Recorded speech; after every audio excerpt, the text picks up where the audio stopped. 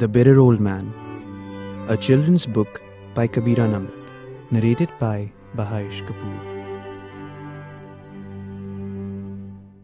There was a bitter old man who lived in a bitter old house overlooking the bitter old sea.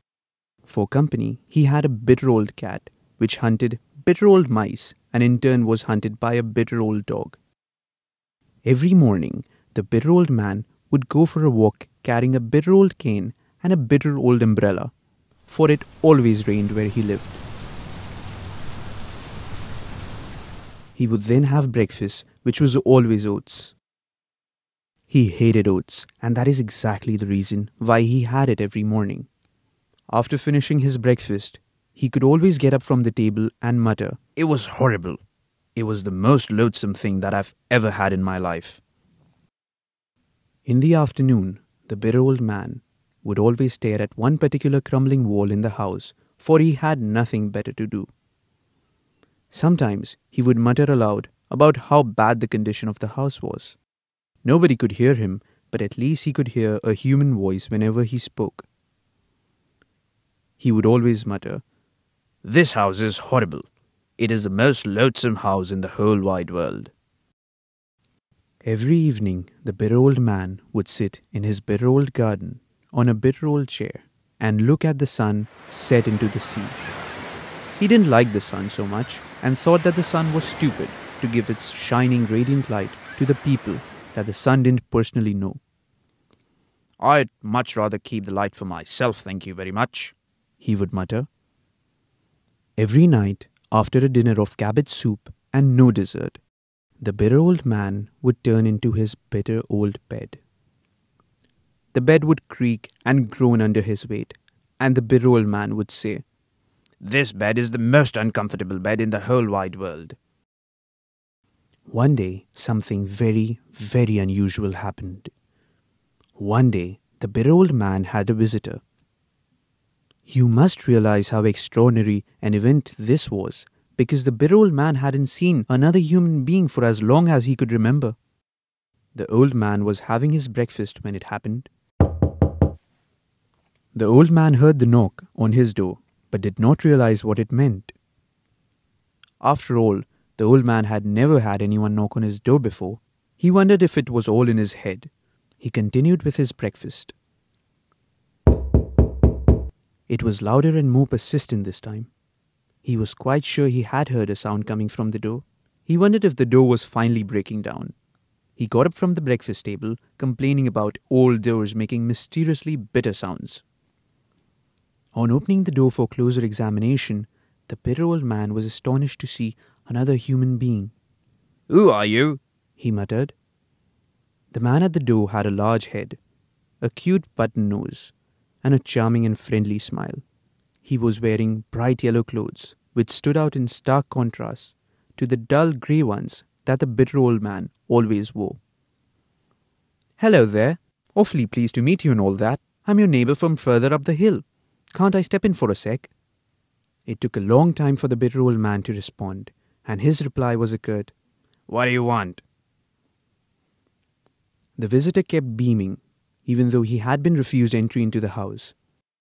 "You see," he continued, "I'm from the village of happiness and contentment. It's further up this hill, but I'm sure you already know that. Anyway, the village council is hosting a party for our new mayor, and we decided that we would invite all the people who lived in our vicinity. There are quite a few isolated houses in this locality." The old man was very surprised to hear this piece of information. He had no idea that there were quite a few houses nearby. He certainly hadn't met any of the people that lived in them, and this was the first time he had heard of the village of happiness and contentment, which was apparently further up the hill. "That's funny," he thought to himself. He had always thought that this bitter old house was as far up the hill as you could possibly go. "Hey, a party?" he muttered. It had been so long since he had been to one that the fact that parties could still exist seemed startling to him. "Yes, tomorrow. Do come.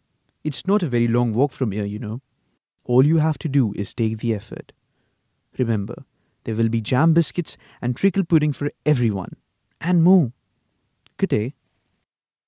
And so saying, the messenger from the village of happiness and contentment left, leaving the bitter old man pondering at the door for a long, long time.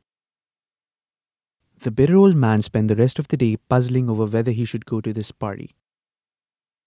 He decided that it just wasn't worth the effort.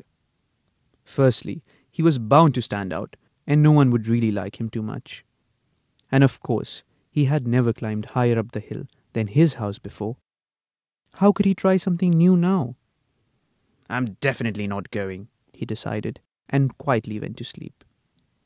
The next day, just as usual, the bitter old man went for a walk carrying his bitter old cane and his bitter old umbrella. He came back to his bitter old house and began having oats. The image of treacle pudding and jam biscuits kept filling his head, and suddenly, for the first time in a long, long time, the bitter old man actually decided to climb further up the hill and meet people once again. "They may not like me, but at least I'll have a lot of their goodies before I come back." And so the bitter old man left his oats unfinished, took his bitter old cane, and set out of the bitter old house towards the village of happiness and contentment. It wasn't a very long walk, and in a little while he was there. He hadn't expected it to be so easy. But you know, once you make up your mind and begin something, half the work is already over.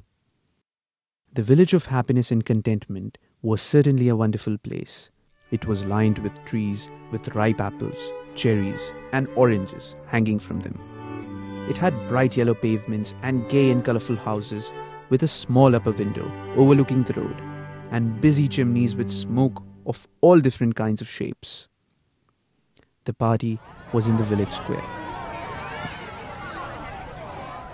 There was a huge table set out where hundreds of people could sit together and eat. The tables were stocked with all kinds of delicacies, from chocolate brownies to pancakes to apple pies, and of course, to the surprise and delight of the bitter old man, treacle pudding and jam biscuits.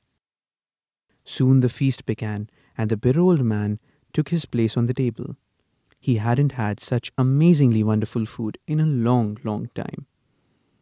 The people sitting next to him on the table were very nice to him and kept encouraging him to have more of everything. When it was time for him to leave, they asked him to come and visit them whenever he possibly could. It wasn't very long before the bitter old man visited the village again. He had just decided to take a new route on his daily walk instead of his usual route that encircled the bitter old house. But very soon he had reached the village. The people who had sat next to him at the party were sitting on the benches near the road and invited him to come and join them. Very soon they became his friends.